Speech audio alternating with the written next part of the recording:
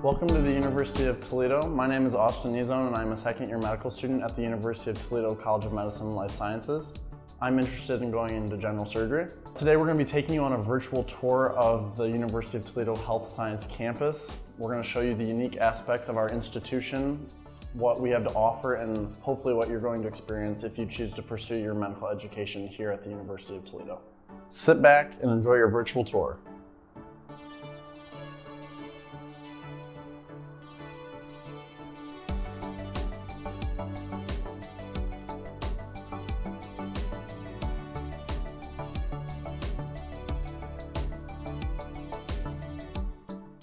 Hi, I'm Scott Gayfield. I'm a second-year medical student currently at University of Toledo College of Medicine and Life Sciences.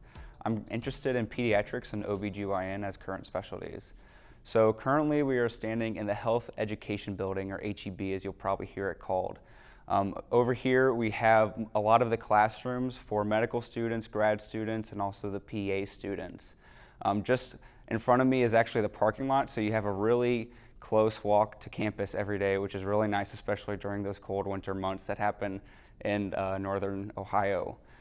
We have HEB 100 and 110, which are the primary classrooms where you will do your medical education for your first and second years of medical school. So in that room, you will do anything from classes to quizzes, exams, and group work and everything in between that you could imagine. And so behind me, you see that there's a pledge. So if you come here for medical school, this will be the first thing that you say after you get your white coats. So you get your white coats at this big ceremony. Your family might be there, some friends and family. And as a class, you will say this pledge together. And it is a nice reminder as you walk into school every day about what you're here to do, and that's to serve the Northwest Ohio area. So currently we are standing in HEB 100. So as a first-year medical student, this will be the classroom that you spend most of your time in. So here, again, we have classes, we have exams here, all the quizzes, team-based learning groups, which I'll talk about in a little bit, and everything else except anatomy is held in this room for your first year. The second-year medical students are just across the hall in a room that looks exactly like this. So as you can see, we have this setup here. It holds about 200 people. It has comfy chairs and everything. And every morning, the way like the medical school schedule kind of works is we have lectures typically in the morning from 8 to 12. Some days it might be all the way from 8 to 12. Some days it might just be for an hour. Anytime really in between there. From 12 to 1, we always have a lunch break, so nothing really gets scheduled there.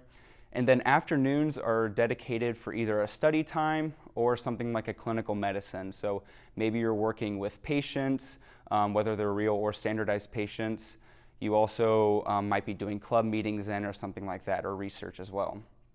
So we typically have quizzes here about once a week, and then we have an exam once every 3 to 6 weeks, depending on how long the class is. So something that you might notice is different in medical school compared to undergraduate is we actually only take one class at a time. So for a semester, we'll have 3 to 4 classes, but we take them for dedicated time. So when you first get here, you might take like a biochemistry class that's 6 weeks long. And then when that's done, you'll start talking about another subject. So there's not a whole lot of mixing of the subjects, even though they're all important in their independent ways. As you go through medical education, you'll see how they start to blend together and everything. Again, so this is where the classroom part takes place, but we also do anatomy lab. So starting in the middle of your first year and then ending in the middle of your second year of medical school, you will be down in the anatomy lab, depending on what is happening, maybe once a week, maybe twice a week for the various systems that we're in. So unlike other medical schools that come and do a complete anatomy course right when they first get here, you actually kind of do them as you go throughout the system. So instead of studying the entire body in 10 weeks, when we study the GI system, we will dissect GI. When we study neurology, you will dissect the brain. So it's nice to have it segmented like that because it helps you see everything as you go through them so that you don't forget maybe what you were taught a year ago or something like that. So something that the University of Toledo I think does really well is appeal to all types of learners. So if you are an in-person, like you really like going to class in person like you did in undergraduate, we have that option.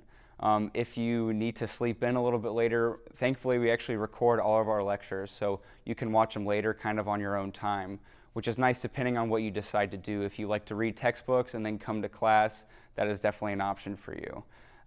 As you'll probably see in this tour later, we have the Academic Enrichment Center, which has these textbooks and flashcards that are passed down from previous generations of students in all types of field of PAs and medical students and grad students.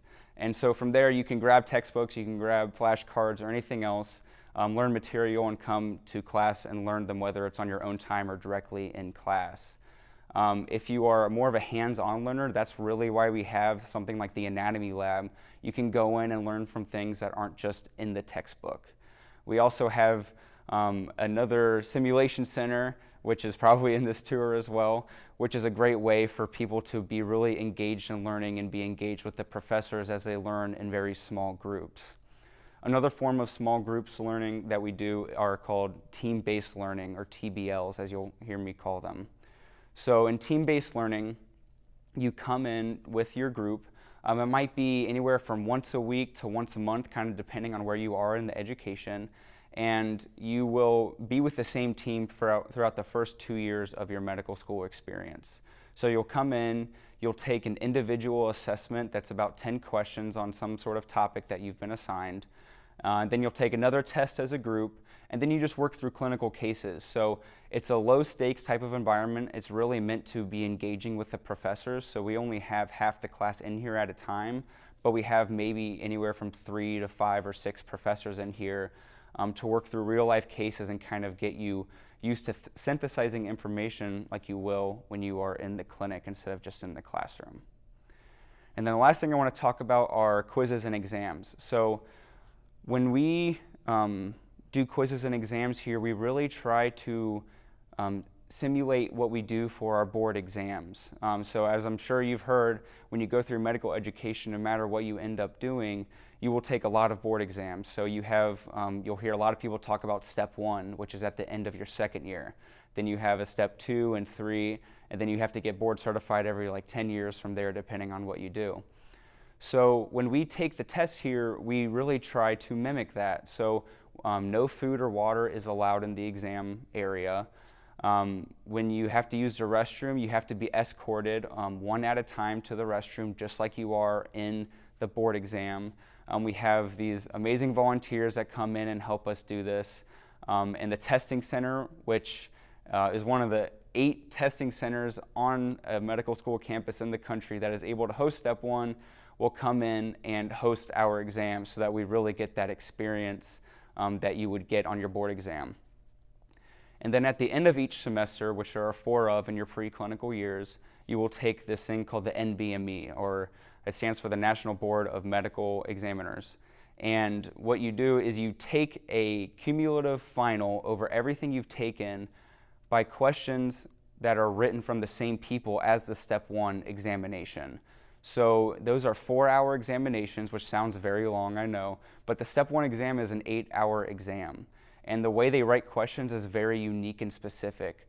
So by the time we actually get to take our exam, we have taken 4 half-length step 1 exams written by the same people in the same area of the University of Toledo. And it's just a really good way to practice for a really big day of your life as a student. So we just left HEB 100, and we're right next to the hallway that is kind of in between HEB and the hospital. So you will find it right outside the classroom when you do leave the classroom. And this is where we host all of the organization boards that are on the campus. So there are 3 primary organizations that you're going to hear about. So the first one is the ambassadors for the University of Toledo College of Medicine and Life Sciences. So we are the people in these polos. We host things like tours. We also do educational events and mentorship opportunities. Another organization that you're going to hear about is a student council, the Medical Student Council. So they are like the student government of the medical school. So it's a group of second-year medical students and some first-year medical students that are the direct voice from the student body to our administrators. So whenever there's an issue with scheduling or something, or if something is brought up, they are kind of the middleman to make sure that we're represented to the administration. And the final one that you're going to hear about a lot is the American Medical Association. We're probably, I think, the biggest AMA organization in the state of Ohio as far as medical schools go. And they do all kinds of things as far as policy goes. So they go to Washington, D.C., and they talk directly to our representatives about various policy. And they also work on the state and the local levels as well. So there's a lot of really good opportunities if you are interested in policy at any level to do that through the AMA organization. We also have the Students for Medical Missions, which is a very popular one for being able to go to various countries and serve communities that are underserved throughout the entire world. Another popular organization that you hear about a lot is the Community Care Clinic, or CCC. This is one of the largest student-run clinics in the country, and this is a really good experience for clinical students and preclinical students to get experience in the clinical realm of working like a physician. So here you get a lot of interprofessional experience as well. So we have medical students there, we have nursing students, PA students, and physical therapists. Everybody there is really just a critical part of the team. We also have the pharmacy students there that run a pharmacy. So it's just a really good experience, and you hear about it a lot because it's such a big organization here at the University of Toledo. So one organization that I'm a part of is Pediatrics Club. There is a lot of opportunity here to join different organizations for various specialties or areas of interest that you might have. So one example is the Moose Club, and the Moose Club is a way that you can get a clinical experience, but also like in a camping way. So they might go camping and then simulate these scenarios out in the wilderness and kind of talk about it like that. So there's just a lot of opportunity here to do a lot of cool things through these organizations.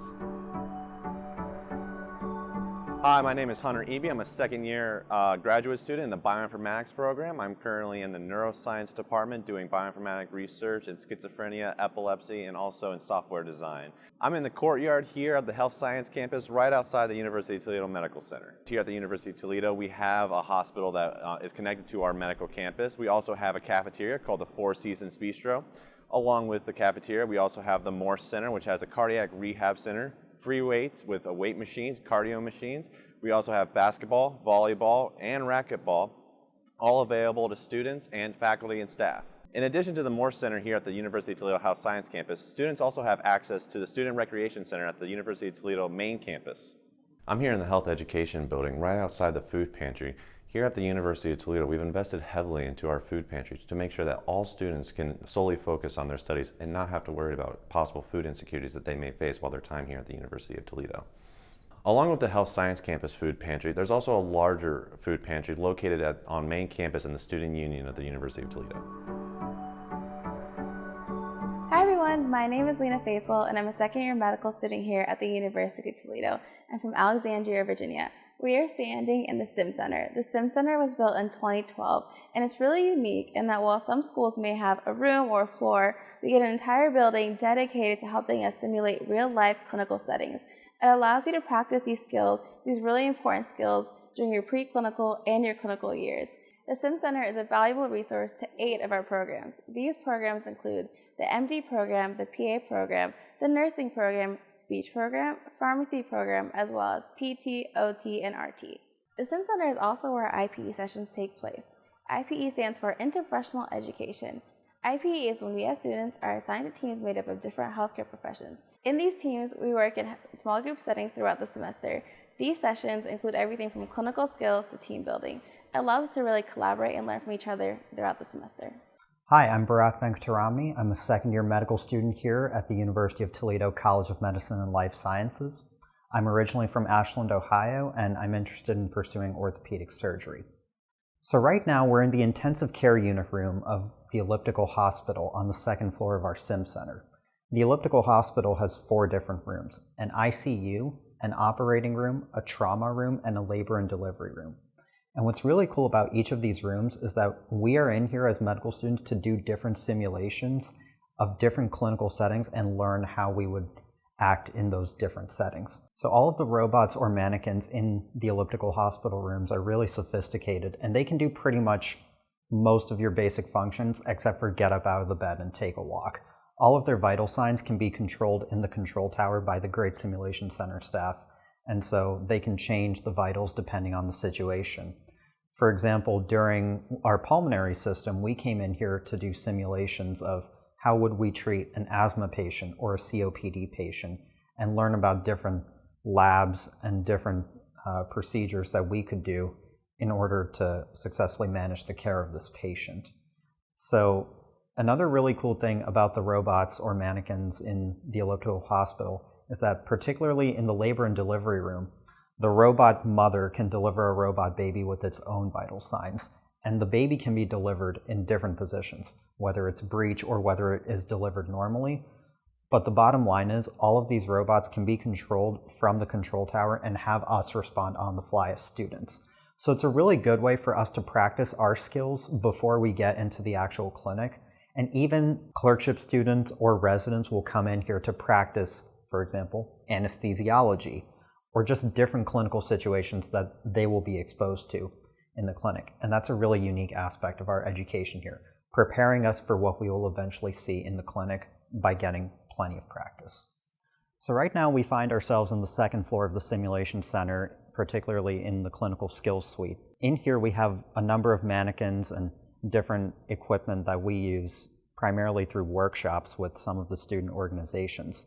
So we have different mannequins that you could practice putting in a chest tube or draining with pericardiocentesis. And actually right here next to me we have our ultrasound robot.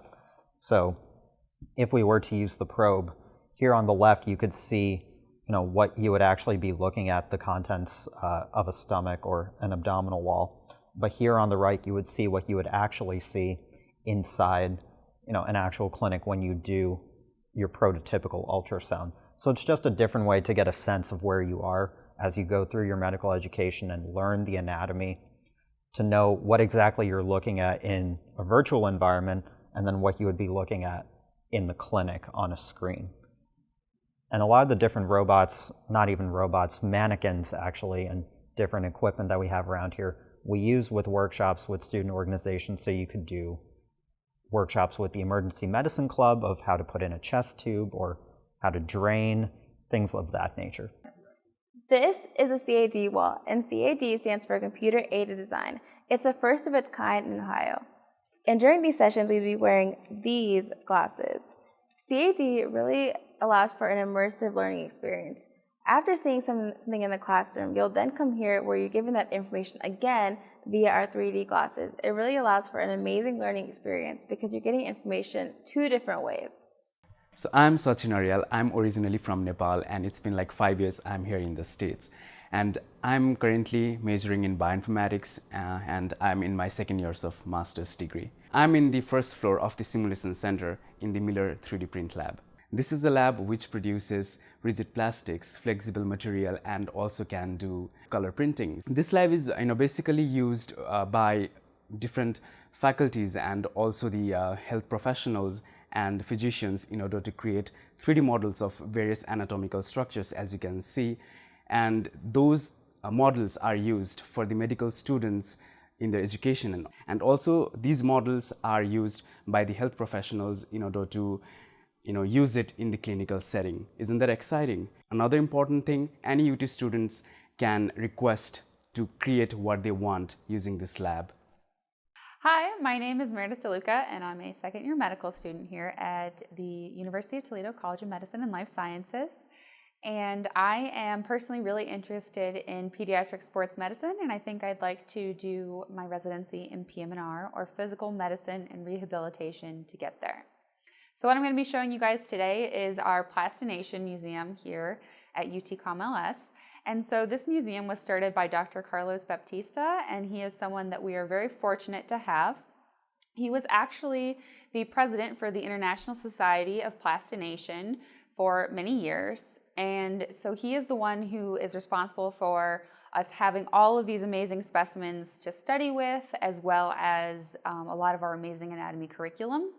So plastination is a process that takes human cadavers and human tissues and removes the excess fat and water from them and injects them with silicone. And so what this does is it makes the specimen preserve for an indefinite period of time. And so it basically becomes like a plastic model, but it's made from real human tissue. And so this allows us to see a variety of anatomical variations that you don't get from looking at a factory-made plastic model. And this also allows our faculty to take really nice dissections that show these anomalies or show something really, really clearly or beautifully and preserve them so many generations of students can continue to use them. And so we're really fortunate to have this, and we have access to it so that we can come in and study all these different anomalies and see, just how variable the human body is. And so in our anatomy lab, we also have specimens that are plastinated. So when you are completing your dissection, you can have a plastinated model of that specific dissection so that as you're digging through all of this tissue and working your way through the dissection, it can seem really overwhelming, but we have plastinates that kind of show you where you're going and what you're looking for. So we're just really fortunate to have this plastination museum to celebrate, our legacy of plastination that has been given to us by Dr. Baptista, and also to enhance our learning in the anatomy lab. I just like that there's a wide variety of organ systems shown, and so we kind of have everything designated here based on the organ system, and so then in that cabinet you can see a normal example of that organ in that organ system, but then you can see like a pathological version or many pathological versions, or even one that just has a different circulation but didn't necessarily cause a problem for the patient. And so it's really important to see that variety, but it's also just really cool to have that here and be able to compare multiple stomachs or multiple hearts to one another. This is our testing center. Students from all over the country travel here to the University of Toledo to take their Step 1, 2, and 3 exams. As a University of Toledo student, we're so fortunate to be able to take these important exams right here in an environment already super familiar to us. This is the only testing site in the state of Ohio. This is the Ruth M. Hillebrand Clinical Skills Center. The Skills Center is so unique and so important in that it allows students to really practice those skills that we'll be using in a real-life clinical setting in the future. It's also really important in that it allows us to practice with real standardized patients. We learn to truly listen to the patient and empathize and be the compassionate leaders known to come from the University of Toledo. At the Hillebrand Center, MD and PA students are allowed to practice their soft skills here. We also take the ICSE here. ICSE stands for Integrated Clinical Structure Examination. In these ICSEs, we go through an actual exam with a real patient, a real human, and this is important that during our clinical skills portion of the Step 2 exam in the future, we tend to do really well because we've been doing this throughout the semesters. All right, so we are currently in the basement of the Block Science Building, and we're actually in the anatomy lab. This is somewhere I've spent a lot of my time so far in my medical education. And so one of the things I like about our curriculum is that our approach to anatomy is more systems-based. And by that I mean instead of doing anatomy your very first few weeks here in medical school, we actually do it based on the system we're in. So I actually didn't start anatomy until my second thread block of medical school, and we started with MSK, and we did the MSK anatomy, and we just keep going throughout. And so right now we're in GI actually, and so now I'm about to start GI anatomy. And again, we have a lot of great benefits here where each of our small pods gets to share a body with another pod. You have the same body, donor body, throughout your time here at UT ComLS. And so you really get to work with one body the whole time, which I think is very nice. And as we work in these challenging times with COVID, we have a system to make sure that there aren't too many people in the lab at once. Half of the pod is working and then when the other half comes in, they're only there and social distancing is in place so that we can share what's been dissected that day, and then we switch to make sure everyone is able to dissect and learn from their peers at the same time. Another big aspect of our anatomy program here at University of Toledo is that we want to make sure we show respect to the families who've donated the bodies to our program, and also to those who have lost their lives and whose bodies we're working with in the program. And so every year we have what's called a donor ceremony, where we celebrate the lives of those of who we're working with for the year. And unfortunately, due to COVID, we weren't able to have that ceremony this year, but as soon as social distancing allows, I'm sure we'll be having it in order to show our respects. We are currently in one of the labs here at the Block Health Science Building. Here at the University of Toledo, there are 5 tracks to get involved in research, including cancer biology, bioinformatics and biomarkers, molecular medicine, medical microbiology and immunology, neuroscience, and neurological disorders. Here at the University of Toledo, I've had an amazing experience here as a graduate student. I've had an amazing mentor help me understand myself and help me reach my fullest potential, not only as a student, but as an individual, and help me contribute to my community in meaningful ways, including being a part of a clinical trial during the COVID-19. I'm Maddie. I'm a second-year med student here at the University of Toledo. I am interested in family medicine, potentially PM&R, and psychiatry. Right now, I'm standing on the 4th floor of Mulford Library, which is here on University of Toledo's Health Science campus. To my right, we have the computer lab, which can be used by all students on the Health Science campus. Anytime that the library is open, it's full of desktop computers, and you can get 400 sheets of printing throughout the year. We're now on the 5th floor of Mulford Library. I'm talking in a hushed tone because there are students studying up here, so like most libraries, this is actually a silent floor. The library is open 7 days a week, open super early in the morning till late at night. Students of all majors come here to study. My favorite part about the library is the standing desks. All my classmates make fun of me because if they're looking for me, they can find me at the first standing desk on the right over there. The other really good part about this is it's kind of a community space because it's where all the students come together and are studying, and it's just kind of a little community that we have here on the 5th floor.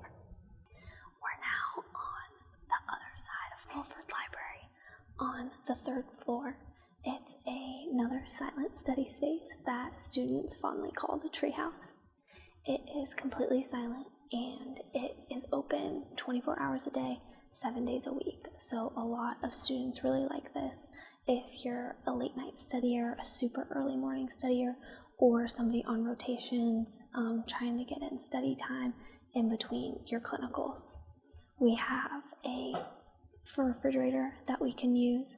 We also have a microwave and a little Keurig coffee maker.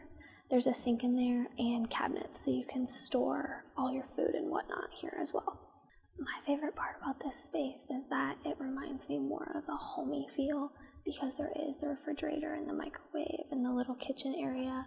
There's also more comfy seating here than in the library. So there's big cushy benches, couches, big comfy chairs, and there used to be, before COVID, blankets and pillows that you could use to snuggle up with that everybody pretty much used here. So it's just super cozy. Hi, my name is Malik Mays. I'm a second-year medical student here at UTComLS. And in terms of specialties, I'm interested currently in either general surgery or neurosurgery at the moment. And so this is the Mulford Cafe / AEC. And it's actually going to be going through renovations in the next month or so. And it's going to be turning into like a coffee space for studying and just hanging out with friends while we're all studying, of course. Actually, the AEC is one of my favorite resources on campus. AEC stands for Academic Enrichment Center. And so it's really just a great place to come if you're struggling anyway, whether it's you're having trouble figuring out how to study, whether you're having trouble adjusting to medical school, whether you just feel like the pressure's too much. I always went to the AEC during my first year. I go now during my second year as well. It's a great resource if you need help with making a study plan, getting extra assistance with a certain subject. We also have a great book exchange program where upperclassmen can just leave books that they've used before for incoming first years and second years to use. And so I definitely use that program a lot. And it's just a really great resource for me and for a lot of my other fellow students. Another big aspect of the AEC that's really great is that we have our peer leader sessions. So each week there are multiple sessions for students to go to for extra help with, let's say, biochem or hematology oncology, and there are different sessions for people's different learning styles. So if one learning style fits me best with one peer leader, I will go their sessions a lot. I know I use the sessions a lot because med school is hard for everybody in some way, and so no one expects you to come in knowing everything, and so when it comes time when you're struggling, even before you're struggling, just stop by the AAC, get help, and we're always here to help.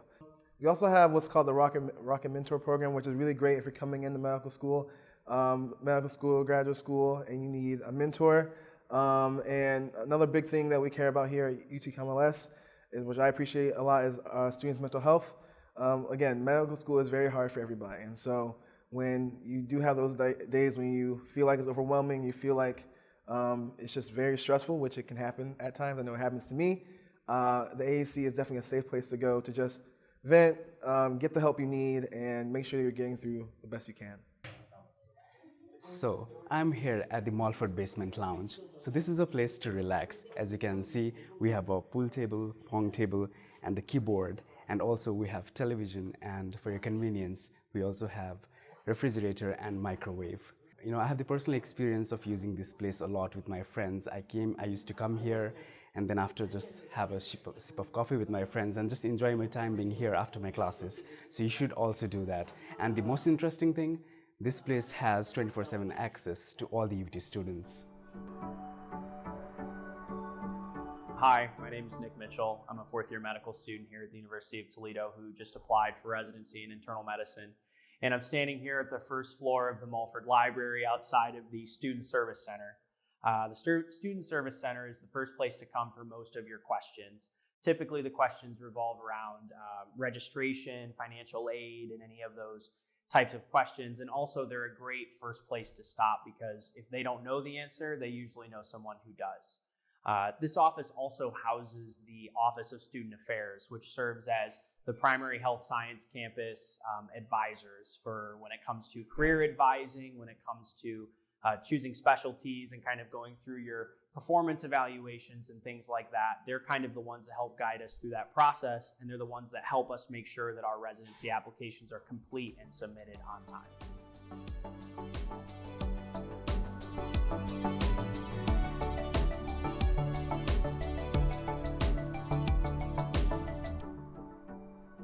Thank you for taking the time to come on this virtual tour today. We hope to see you in person and on campus in Toledo very soon. And as I've discovered, you will do better in Toledo.